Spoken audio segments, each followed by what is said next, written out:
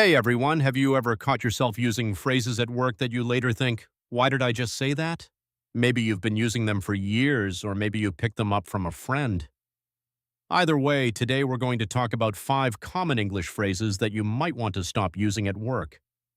These phrases might seem harmless, but they can actually be seen as unprofessional or even hurtful to your colleagues. So, let's dive in and explore these 5 phrases. Number 1, break a leg.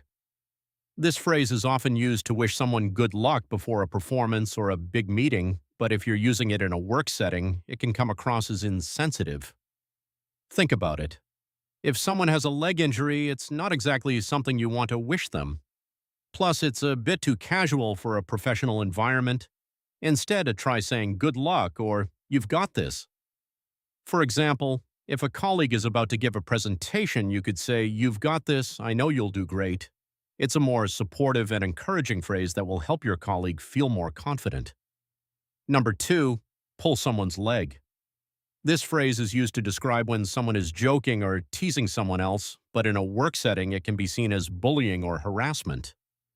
If you're joking with a colleague, it's better to be clear that you're just joking. You could say just kidding or I'm only joking. For example, if you're joking with a colleague about their work, you could say, just kidding, I know you're doing great work. It's a way to acknowledge that you're joking without putting anyone on the spot. Number 3, call someone out. This phrase is often used to describe when someone is correcting or critiquing someone else's behavior. But in a work setting, it can come across as confrontational or aggressive. Instead, try using phrases like I appreciate your feedback or let me clarify. For example, if a colleague is doing something that's not following procedure, you could say, I appreciate your willingness to try something new, but let me clarify the procedure so we can make sure we're doing it correctly. It's a way to address the issue without being confrontational.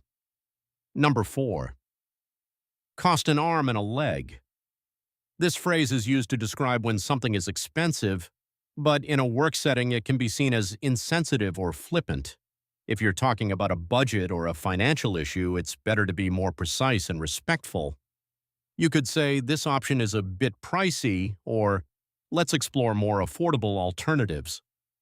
For example, if you're discussing a project budget, you could say, this option is a bit pricey, but let's explore more affordable alternatives that will still meet our needs.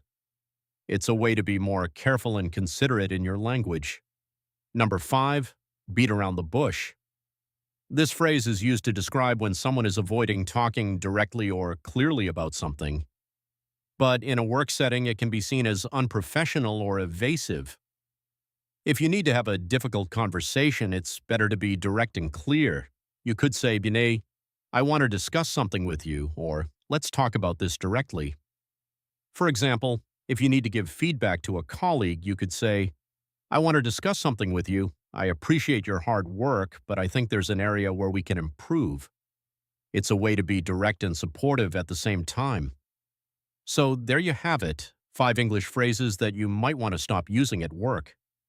These phrases might seem harmless, but they can actually be seen as unprofessional or even hurtful to your colleagues. By being more mindful of the language we use, we can create a more positive and respectful work environment. Remember, it's always better to be clear, concise, and considerate in your language.